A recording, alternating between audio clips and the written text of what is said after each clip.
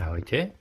V tomto videu by som vám chcel ukázať rozdiely medzi chladiacim boxom a kompresorovou chladničkou, keďže mám pocit, že niektorí ľudia to zrovnávajú ako rovnocenné produkty, porovnávajú cenu a ten výsledok je za mňa úplne odlišný, čo sa týka jedného aj druhého. Cieľom tohto videa je, aby som pomohol niekomu pri rozhodovaní alebo dokonca aj ušetrení peňazí, prečo si nekúpiť toto, ale kúpiť si rovno toto. A nemusí byť konkrétne táto, hej, ale kompresorovú chladničku, pretože môže to viac ľudí zmiasť, ako to zmiatlo mňa pred 8 rokmi. Kúpil som si toto s tým, že je to chladnička do auta, čo teda podľa mňa nie je. A podľa mňa toto môžete kľudne preskočiť a kúpiť si rovno kompresorovku, pretože to je asi jediná správna cesta, ako ísť ďalej s chladným jedlom. Môžeme si na začiatok predstaviť konkrétne zariadenia. Teda toto je chladiaci box z Teska. Už, ako som spomenul na začiatku, hej, vidno to na ňom má 8 rokov, čo stále funguje, k jeho úcte. Stál... No ja to nepreháňam. Neviem, či nestálo okolo 60-70 eur. Má objem 20 litrov. Je na 12, 24 alebo 230 V. To je vlastne ako obidve. Je k ním takýto adaptér. K tejto sa teda už stratil medzi časom, ale bol tu. Naozaj, neklamem. Čo je teda fajn, hej, tých 230, tam to ešte človek chápe. Čo trochu nechápem, je tá cena, aj tá, za ktorú som to ja teda kupoval. Ako vidíte, hej, vravím, že bol kupovaný v Tesku, hej, akože pôvodná cena 76 eur. No, to sa mi už zdá akože totálne prehnané, aj tá klapkár cena. Čo som pozeral na internete, tak dajú sa zohnať od nejakých 16-17 eur, tie sú 15 litrové, tento má opäť viac, ale boli tam aj chladiace boxy, ktoré stoja 50 až 80 eur, čo už je podľa mňa totálny nezmysel. Keď kompresorovú chladničku, neviem ako teraz, túto som kupoval pred 3 rokmi, v tejto bola najlacnejšia kompresorovka a stála necelých 300 eur, 292. Teraz čo som pozeral, tak stojí od 312 po 335, no tá najlacnejšia bola na nejakom pofidernom e-shope. Takže nie je to veľký náraz, samozrejme medzi tým sa objavilo XY vevorov a chladničiek na AliExpresse, takže tie ceny môžu ísť troška dole. O to viac nechápem tú cenu pri tomto boxe, ktorý oproti tej kompresorovke neponúka podľa mňa takmer žiadne výhody. Môžeme si ich teda hneď aj zapnúť a už pri tom počiatočnom zapínaní bude vidno vlastne jeden z tých najväčších rozdielov. No, som zvedavý, koľko ľudí bude toto iritovať. Už sa to rozbehlo, aj keby to malo byť taký je to na off. Ale už to funguje. Eko. Max. Dobre. Dobre, takže toto asi nefunguje. No, zapneme si kompresorovku. OK, takže hneď ten prvý a najväčší rozdiel medzi kompresorovkou a chladničkou je jeden. Slabé napätie. Dobre, problém. Takže problém s baterkou už časti vyriešený, časti nie. Takže ešte raz zapneme si chladiaci box. OK. Mám takú úžasnú vlastnosť, že musím fúknuť do vrtuľky, aby vôbec išla.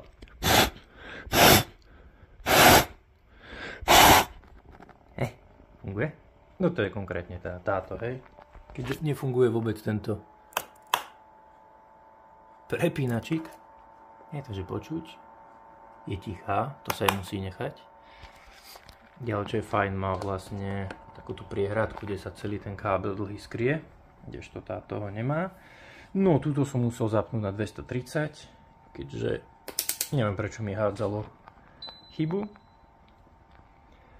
A teda ten najväčší rozdiel, hej, tu proste to dáte do elektriky a môžete si dať akurát tak Eco a Max, čo teda veľa to nepovie. Kdežto tu na kompresorovke už teda, si nastavíte teplotu ako potrebujete. Takže už tu vidno podľa mňa ten základný rozdiel, hej, chcem tá 5 stupňov, nastavím si 5 stupňov. Chcem si niesť mrazené krokety na dovolenku, hej, tak si to nastavím na minus 20 a budem tam mať, no, minus 20 sa mi nepodarilo, ale minus 16 si to držalo pekne. Aj v teple. Tu je veľký rozdiel s tým, že ten chladiaci článok vie urobiť rozdiel oproti okolitej teplote 15 až 20 stupňov. Čo je fajn teraz, hej, keď je vonku 6 stupňov, tak to asi fungovať bude. No ako náhle bude v lete 30 stupňov, hej, tak v chladničke máte automaticky 15-20 stupňov, čo je teda asi nič moc, keď tam máte jogurty, šunčičky, klobásky. Nevravím o tom, že keď to necháte v aute, ktoré je na slnku, hej, ako napríklad koľkrát, hej, auto s touto chladničkou je na slnku, hej, v aute kľudne môže byť 60 stupňov, chladnička bude pekných 3-4 stupne, koľko si nastavíte, kdežto tu budete mať 40 stupňov, hej, čo už asi sa nedá volať, že chladnička. Ja som si nachystal taký testík, že si urobíme, že si porovnáme, ktorá ako sa dokáže nachladiť, ale keďže som to musel pustiť z 230, takže je diskvalifikovaná. Každopádne, no tá manipulácia s ňou je troška zložitejšia. Je tu to pekne fúka studený vzduch.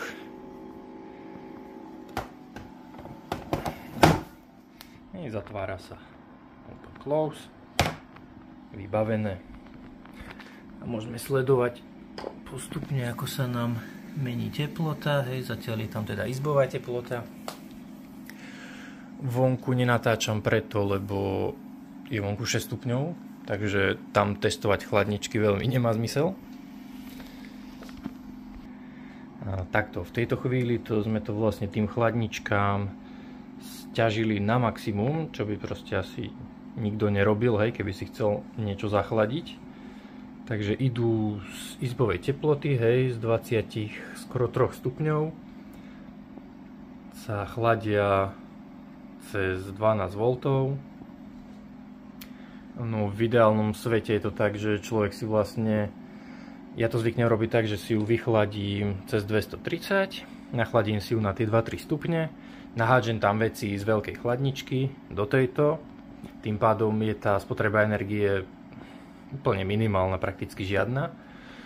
To isté platí aj pri tomto, hej, proste človek si tam nahádže studené veci, tým pádom ten box je termo, takže on drží ten chlad a potom cez tú elektriku sa to len udržuje.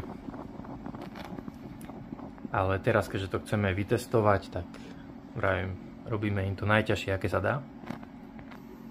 No asi po 2 alebo po 3 minútach tu už teplota klesá. Tu zatiaľ nie, ale tak tu nemáme 10 stupňov a čo mám skúsenosť, tak toto potom začne skokovo klesať.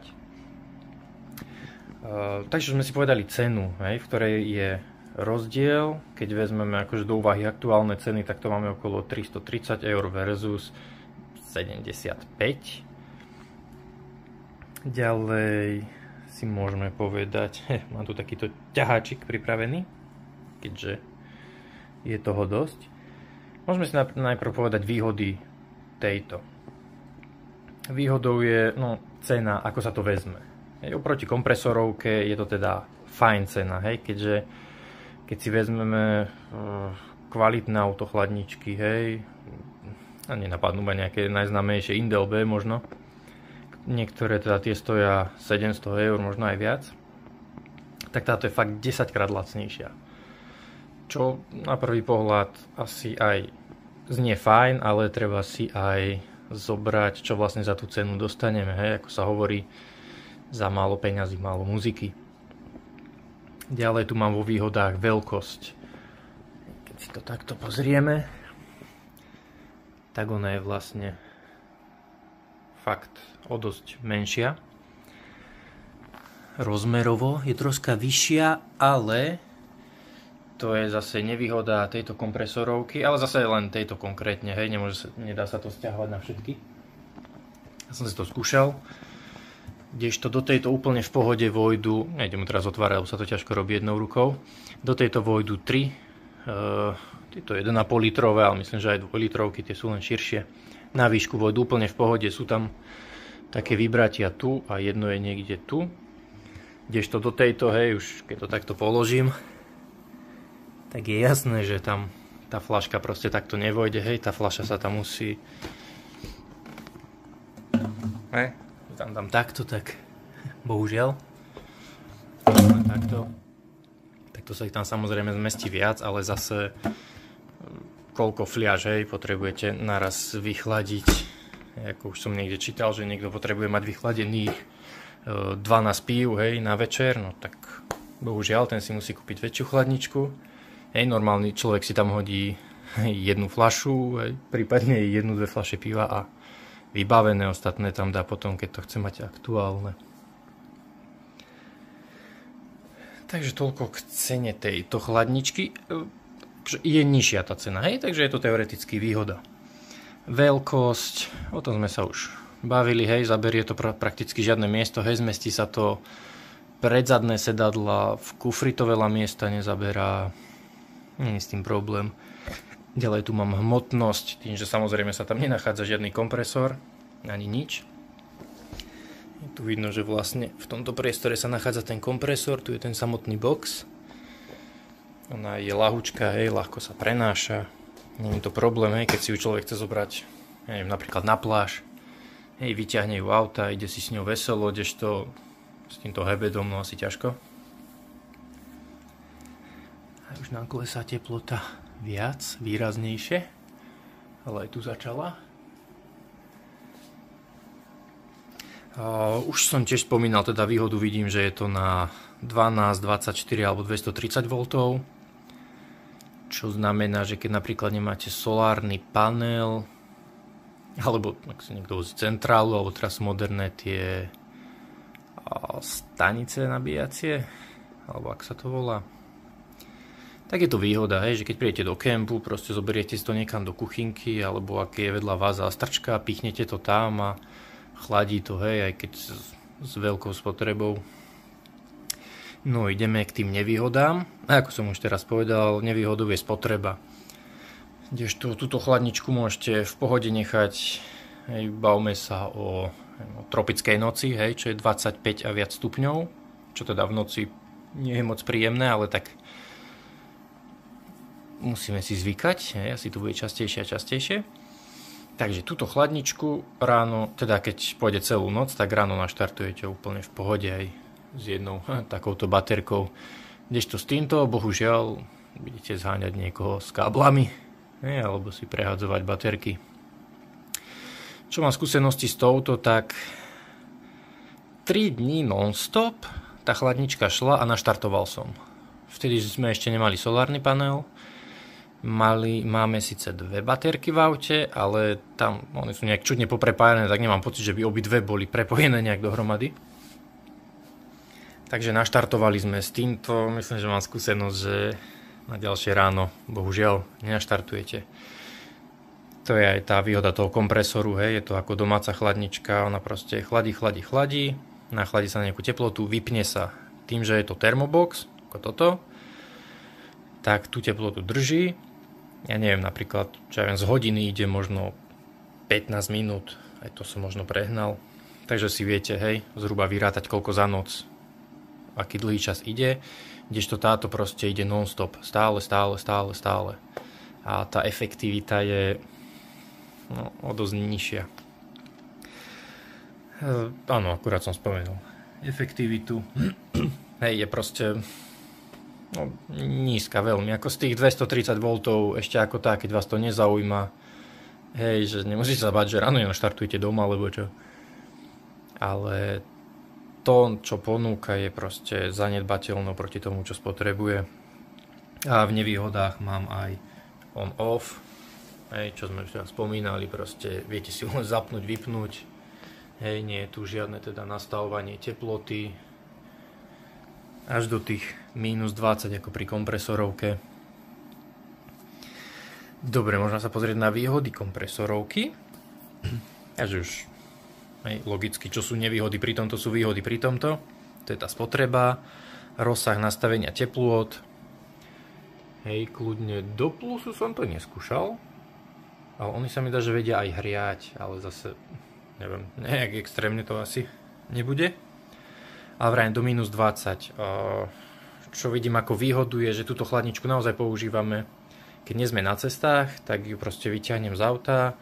Máme napríklad na záhrade, hej, nejakú party, nejakú oslavu.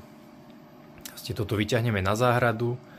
Hej, môže byť na slnku, tejto chladničke je to úplne jedno. Buď ju takto poháňam z baterky, ako teraz, hej, čo mám tento spôsob.